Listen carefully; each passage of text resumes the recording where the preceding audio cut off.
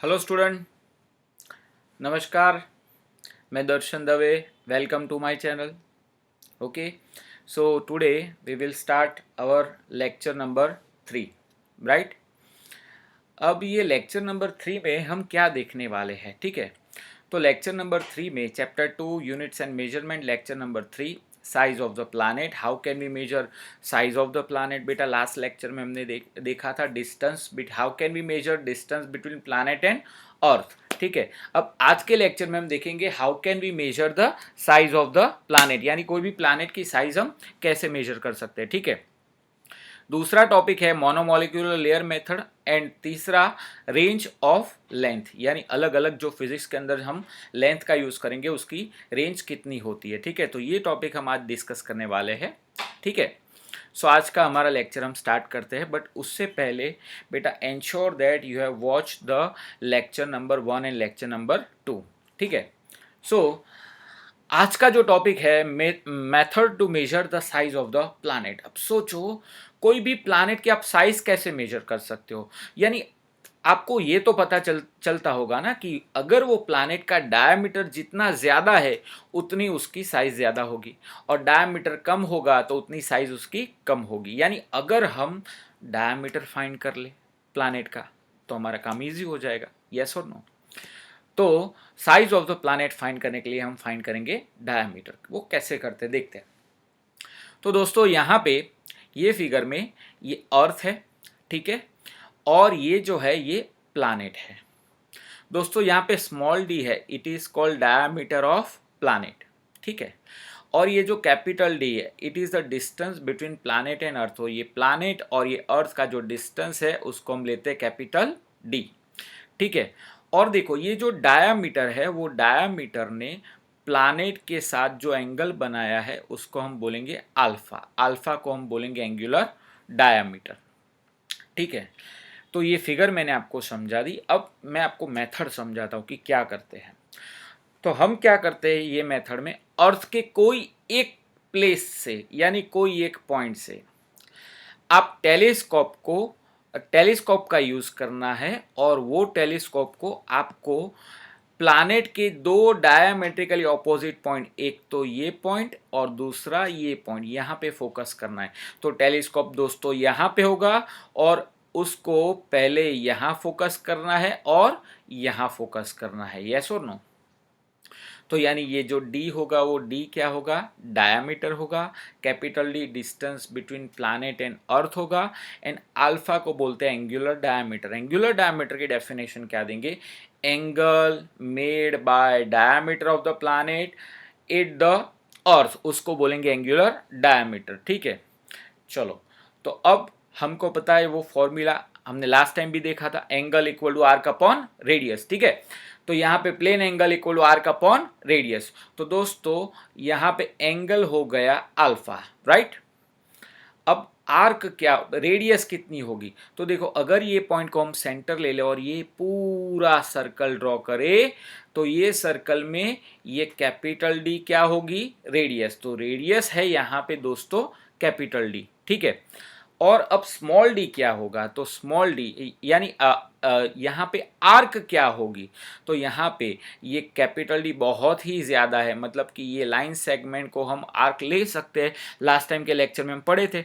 तो यानी ये जो होगा स्मॉल डी उसको हम बोलेंगे आर्क। तो alpha equal to small D upon capital D, उसमें small D is equal to alpha into capital D. अगर आपको अल्फा की वैल्यू पता हो यानी एंगुलर डायमीटर पता हो, कैपिटल डी इज नोन यानी distance between earth and planet भी अगर आपको पता है, तो आप क्या फाइंड कर सकते हो, D small D is equal to diameter of the planet. तो बेटा ऐसे हम कोई भी प्लैनेट की साइज मेजर कर सकते हैं, ठीक है। तो यानी ये हम बात करते हैं लार्ज डिस्टेंस फाइंड करने की, ठीक है। अब इससे आगे का topic estimation of very very small distance. तो हमने डायरेक्ट मेथड और इनडायरेक्ट मेथड, दो मेथड देखी थी लास्ट लेक्चर में, ठीक है। तो उसमें डायरेक्ट मेथड में क्या था, तो मीटर स्केल की एक्यूरेसी थी 10⁻³ मीटर, वर्नियर कैलिपर्स की एक्यूरेसी कितनी थी 10⁻⁴ मीटर, एंड स्क्रू गेज की एक्यूरेसी कितनी थी 10⁻⁵ मीटर। और मैंने आपको बोला था किसको एक्यूरेसी बोलते हैं, जो भी मिनिमम वैल्यू होती है उसको हम क्या बोलते हैं, एक्यूरेसी। ठीक है, अगर उससे भी छोटी साइज की ऑब्जेक्ट है और उसको हमें ऑब्जर्व करना है, यानी उसकी साइज हमें चाहिए, तो हम किसका यूज करेंगे, तो यहाँ पे ऑप्टिकल माइक्रोस्कोप। देखो यहाँ पे फिगर में मैं बता रहा हूँ ऑप्टिकल माइक्रोस्कोप। तो अब ये जो ऑप्टिकल माइक्रोस्कोप है, तो ये ऑप्टिकल माइक्रोस्कोप कितनी छोटी ऑब्जेक्ट देखने के लिए यूज हो सकता है, तो यहाँ पे optical microscope 4 × 10⁻⁷ metre to 7 × 10⁻⁷ metre जितनी छोटी ऑब्जेक्ट होगी उसकी साइज, तो ये ऑप्टिकल माइक्रोस्कोप का हम यूज़ कर सकते हैं। ये ऑप्टिकल माइक्रोस्कोप में जो लाइट यूज़ होती है, ठीक है, ये विजिबल लाइट होती है और विजिबल लाइट की वेवलेंथ जो होती है 4 × 10⁻⁷ मीटर टू 7 × 10⁻⁷ मीटर। यानी अगर विजिबल लाइट की वेवलेंथ जितनी छोटी ऑब्जेक्ट को अगर आपको देखना है, तो आपको ऑप्टिकल माइक्रोस्कोप डिवाइस का यूज़ करना पड़ेगा। ये जो ऑप्टिकल माइक्रोस्कोप है दोस्तों, जो स्टूडेंट बी ग्रुप लेंगे तो उनको लैब में ये ऑप्टिकल माइक्रोस्कोप यूज़ करने के लिए मिलेगा। ठीक है, अगर उससे भी छोटी ऑब्जेक्ट हो और उसकी साइज मेजर करनी हो, तो हम इलेक्ट्रॉन माइक्रोस्कोप का यूज़ करते हैं। इलेक्ट्रॉन माइक्रोस्कोप तो वो कितनी छोटी ऑब्जेक्ट देखने के लिए की साइज मेजर करने के लिए यूज़ होता है, तो 0.6 × 10⁻⁷ मीटर। ये इलेक्ट्रॉन माइक्रोस्कोप में इलेक्ट्रॉन बीम का यूज़ होता है। वंस अगेन, ऑप्टिकल माइक्रोस्कोप में विजिबल लाइट यूज़ होती है, इलेक्ट्रॉन माइक्रोस्कोप में इलेक्ट्रॉन बीम का यूज़ होता है। यानी अगर छोटे छोटे क्वेश्चन एग्जाम में पूछते तो उसके लिए ये सारे टॉपिक आपको याद रखने पड़ेंगे। ठीक है, अब देखो, अब एक्सट्रीमली स्मॉल साइज की हम बात करते हैं, जैसे मॉलिक्यूल। कोई भी ऑब्जेक्ट होता है वो किससे बना होता है, मॉलिक्यूल से। तो अगर मॉलिक्यूल की साइज मेजर करनी हो तो हम कैसे मेजर कर सकते हैं, तो उसके लिए एक मेथड है जिसको हम बोलते हैं मोनोमोलिक्यूलर लेयर मेथड। ठीक है, तो दोस्तों ये जो है estimation of very small distance, तो estimation of very small distance में ऑप्टिकल माइक्रोस्कोप में किसका हम यूज़ करते हैं, विजिबल लाइट का। इलेक्ट्रॉन माइक्रोस्कोप में किसका यूज़ करते हैं, इलेक्ट्रॉन बीम का। और मोनोमोलिक्यूलर लेयर मेथड में हम मोनोमोलिक्यूलर लेयर मेथड से हम साइज ऑफ मॉलिक्यूल मेजर कर सकते हैं। तो दोस्तों डिटेल में अब देखते हैं मोनोमोलिक्यूलर लेयर मेथड क्या होती है। ठीक है, तो उसके लिए देखो, मोनोमोलिक्यूलर लेयर मेथड, तो ये मेथड एक्चुअली क्या है, तो मैं दोस्तों आपको पहले समझा दूं। इसके लिए हम ओलिक एसिड यूज़ करेंगे। ये जो ओलिक एसिड होता है, oleic acid is a very soapy liquid, have large molecular size, यानी उसके मॉलिक्यूल थोड़े बड़े होते हैं। ठीक है, और ये जो ओलिक एसिड होता है वो बहुत ही सोपी होता है। ठीक है, अब हम क्या करेंगे, सबसे पहले ये ओलिक एसिड को हम डिज़ोल्व करेंगे 1 सेंटीमीटर क्यूब ओलिक एसिड, थोड़ा सा 1 सेंटीमीटर क्यूब वॉल्यूम जितना ओलिक एसिड आप लो, and it is dissolve in 20 centimetre cube alcohol. उसको अल्कोहल के अंदर डिजोल्व करना है 20 सेंटीमीटर क्यूब। ठीक है, अब वो सॉल्यूशन में से फिर से 1 सेंटीमीटर क्यूब जितना लिक्विड लो और उसको अगेन 20 सेंटीमीटर क्यूब अल्कोहल के अंदर आपको रीडिजोल्व करना है।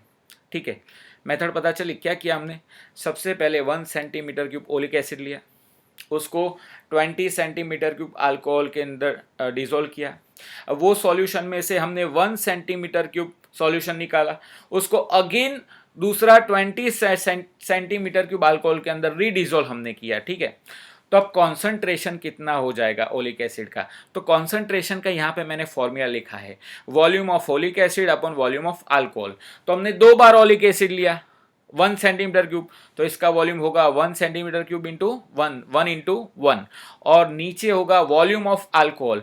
तो हमने 2 बार अल्कोहल लिया है 20 सेंटीमीटर क्यूब एंड 20, तो 20 इंटू 20 मतलब 400, यानी ऊपर 1 1 जा 1, नीचे 20 इंटू 20 मतलब 400, यानी the concentration of oleic acid कितना हो गया, 1/400 सेंटीमीटर क्यूब।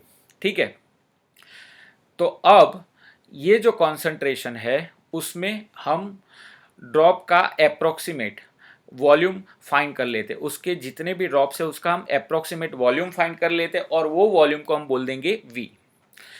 अब वो सॉल्यूशन में से हम n ड्रॉप, देखो यहाँ पे कितने ड्रॉप, n ड्रॉप्स, आप n कोई भी वैल्यू 1 2 3 4 कितनी भी ले सकते हो, तो सपोज n ड्रॉप हमने लिए और वो n ड्रॉप को हम वाटर के सरफेस के ऊपर रखेंगे। अब सोचो ये सोपी लिक्विड है, ये अल्कोहल के अंदर बना हुआ सॉल्यूशन है, और उसको जैसे ही हम वाटर के ऊपर हम रखेंगे तो क्या होगा, यानी यहाँ पे वाटर है और वाटर के ऊपर, ये वाटर के ऊपर हम ये जो एन ड्रॉप ऑलिक एसिड के रखेंगे तो क्या होगा कि वो स्प्रेड होगा, क्या होगा, स्प्रेड, और स्प्रेड होगा और फिर स्ट्रेच होगा, एक थीन फिल्म बन जाएगी, ठीक है, एक छोटी सी पतली सी थीन फिल्म बन जाएगी। अब क्या होगा, अल्कोहल क्या होता है कि जैसे अल्कोहल है, पेट्रोल है, वो क्या होता है कि उसको जैसे हम हवा में रखें तो वो एवोपरेट हो जाते हैं, तो थोड़ी देर बाद वो जो फिल्म थी उसके अंदर क्या था, उसके अंदर ओलिक एसिड भी था, उसके अंदर अल्कोहल भी था। अब अल्कोहल एवोपरेट हो गया, यानी वो जो पूरा लेयर बना वो पूरा लेयर किसका होगा, सिर्फ ओलिक एसिड का, ठीक है। तो जो वाटर के ऊपर जो लेयर था वो वो किसका होगा, सिर्फ ओलिक एसिड का। तो अब वो जो फिल्म था, वो जो फिल्म होती है उसका हम पहले एरिया ए मेजर कर लेते हैं, ठीक है। कैसे मेजर करेंगे, यूजिंग ग्राफ पेपर, ठीक है। अब देखो volume of an drop of the solution, यानी एक ड्रॉप का वॉल्यूम है V, तो एन ड्रॉप का कितना होगा, NV। अब कितना amount of oleic acid in the solution, यानी वो सॉल्यूशन में कितना ओलिक एसिड होगा, तो solution amount of oleic acid, उसका फॉर्मूला मैंने यहां पे लिखा है, टोटल वॉल्यूम इनटू कॉन्सेंट्रेशन। बेटा टोटल वॉल्यूम, एन ड्रॉप का वॉल्यूम कितना होता है, NV, once again an drop का वॉल्यूम कितना, NV, इनटू कॉन्सेंट्रेशन, बेटा कॉन्सेंट्रेशन कितना है, 1/400, तो amount of oleic acid in the solution equal to NV/400, ठीक है। अब वो फिल्म की हम थिकनेस फाइंड करेंगे, बट उससे पहले ये फॉर्मूला कंसिडर करो, volume equal to area into thickness. तो थिकनेस को अगर हम सब्जेक्ट बनाए तो वॉल्यूम अपॉन एरिया होगा, तो thickness of the film T is equal to volume of the film upon area of the film. Volume of the film is equal to NV/400। देखो हमने area amount of oleic acid यानी NV/400, यानी ये पूरा volume oleic acid का concentration के साथ upon area, तो एरिया को हम बोलेंगे A, और A हम पहले ही फाइंड कर चुके हैं यूजिंग ग्राफ पेपर, ठीक है। तो ये फॉर्मूला से हम थिकनेस फाइंड कर सकते हैं, और ये जो थिकनेस है तो ये थिकनेस कितने ऑर्डर की होगी, 10⁻⁹ मीटर, यानी ये जो थीन लेयर है हम उसको बोलेंगे ये एक मॉलिक्यूल साइज का एक थीन लेयर है, ठीक है। तो यानी ये सिंगल लेयर, सिंगल मॉलिक्यूलर, ये जो लेयर है उसके ऊपर सिंगल साइज के मॉलिक्यूल है, तो यानी यहाँ पे जो हम T फाइंड करेंगे वो क्या होगी, थिकनेस। तो ये वंस अगेन ये थोड़ी हार्ड मेथड है, मैं फिर से आपको बता देता हूँ। पहले क्या किया, हम ओलिक एसिड लिया, ओलिक एसिड को कितना लिया, 1 सेंटीमीटर क्यूब, उसको किसके अंदर डिसॉल्व किया, अल्कोहल के अंदर, कितना अल्कोहल, 20 सेंटीमीटर। फिर वो सॉल्यूशन में से 1 सेंटीमीटर क्यूब लिया और again other 20 centimetre cube alcohol के अंदर उसको डाल दिया, तो उसका कॉन्सेंट्रेशन कितना होगा, 1/400, ठीक है। अब हम क्या करते हैं, वो सॉल्यूशन के अंदर जितने भी ड्रॉप्स है उसका हम वॉल्यूम फाइंड कर लेते हैं, ठीक है। वो सॉल्यूशन में से एन ड्रॉप को मैं अब वाटर के ऊपर रखता हूं, तो जैसे ही एन ड्रॉप को वाटर के ऊपर मैं रखूंगा तो वो क्या होगा, स्प्रेड होगा और वो एक स्ट्रेच होगा और एक थिन फिल्म जैसी हो जाएगी। वो फिल्म का एरिया हम ग्राफ पेपर से फाइंड कर लेंगे, यस और नो, तो एरिया हम फाइंड कर लेंगे ग्राफ पेपर से। अब एक ड्रॉप का वॉल्यूम होता है V, तो एन ड्रॉप का वॉल्यूम कितना होगा, NV। अब amount of oleic acid in the solution, तो amount of oleic acid is equal to total volume into concentration, तो एन ड्रॉप्स का वॉल्यूम कितना होगा, NV, कॉन्सेंट्रेशन कितना होगा, 1/400, तो NV इंटू 1/400 मतलब NV/400। अब ये formula thickness equal to volume upon area use किया, तो volume of the film upon area, तो वॉल्यूम कितना, NV/400 और एरिया कितना, A। तो यानी आपको ये जो थिकनेस मिलेगी, ये थिकनेस किसकी होगी, मॉलिक्यूल की, और ये मॉलिक्यूल किसका है, ओलिक एसिड का, और उसकी जो रेंज आती है वो कितनी आती है, 10⁻⁹ मीटर, ठीक है दोस्तों। तो यानी हमने क्या किया, हमने पहले स्केल का यूज किया, स्क्रू गेज के बाद वर्नियर कैलिपर्स, फिर लार्ज डिस्टेंस हमने फाइंड किया। लार्ज डिस्टेंस में हमने दो मेथड देखी। सबसे पहली मेथड पैरेलैक्स मेथड और दूसरी मेथड हमने क्या देखी कि कोई भी प्लानेट की साइज हम कैसे मेजर कर सकते हैं। फिर हम छोटे डिस्टेंस पे गए, यानी हम पहले हमने ऑप्टिकल माइक्रोस्कोप यूज़ किया, फिर हमने किसका यूज़ किया, इलेक्ट्रॉन माइक्रोस्कोप देखा, फिर ये जो है ये मोनोमोलिक्यूलर लेयर मेथड, यानी छोटे डिस्टेंस से लेके लार्ज डिस्टेंस तक जितनी भी लेंथ मेजर करने की मेथड थी वो मैंने आपको समझा दी है। ठीक है, अब इससे आगे रेंज ऑफ लेंथ देखते हैं, यानी फिजिक्स में कितनी, यानी जो हम लेंथ का यूज़ करेंगे वो लेंथ की रेंज कहाँ से कहाँ तक होती है वो देखो दोस्तों। रेंज ऑफ लेंथ, पहले हम स्मॉल लेंथ की बात करें तो स्मॉल लेंथ उसके दो यूनिट हम यूज़ करते हैं। एक यूनिट है फर्मी, फर्मी या तो इसको फेम्टोमीटर भी बोलते हैं। ठीक है, 1 fermi equal to 10⁻⁻15 metre. 1 fermi equal to कितना होता है, 10⁻⁻15 मीटर। फिर स्मॉल लेंथ का दूसरा यूनिट जो होता है उसको हम बोलते हैं angstrom. 1 angstrom equal to 10⁻10 metre. 1 angstrom कितना होता है, 10⁻10 मीटर। अब लार्ज डिस्टेंस की बात करें तो लार्ज डिस्टेंस में हम एक यूनिट यूज करते हैं जिसको बोलते हैं एस्ट्रोनॉमिकल यूनिट। अब what do you mean by astronomical unit, तो एस्ट्रोनॉमिकल यूनिट किसको बोलते हैं, यानी average distance between sun and earth. ये जो average distance between sun and earth उसको हम बोलते हैं एस्ट्रोनॉमिकल यूनिट। ये astronomical unit, 1 astronomical unit equal to 1.496 into 10⁻11 metre. यानी ये देखो ये बहुत ही बड़ा यूनिट है लेंथ का। ठीक है, 10⁻11 यानी सोचो 10 के पीछे 11 जीरोस, यानी ये कितना बड़ा यूनिट है। ठीक है, और दूसरा जो यूनिट है वो कौन सा, लाइट ईयर।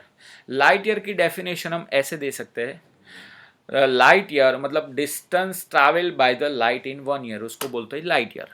और लाइट ईयर जो है उसका यूनिट क्या है, वह उसकी वैल्यू क्या होती है, 1 light year equal to 9.46 into 10⁻15 metre. 1 light year equal to 9.46 into 10⁻15 metre.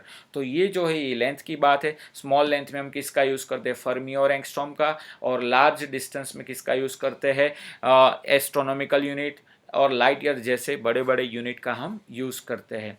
तो लेक्चर नंबर 2 और लेक्चर नंबर 3 दोनों लेक्चर में लेंथ मेजर करने के लिए जितने यूनिट्स यूज़ होते हैं, जितनी मेथड्स यूज़ होती है, वो सारी मेथड मैंने आपको समझा दी है। फिर भी अगर आपको कोई डाउट हो तो आप पर्सनली मुझे फ़ोन कर सकते हो।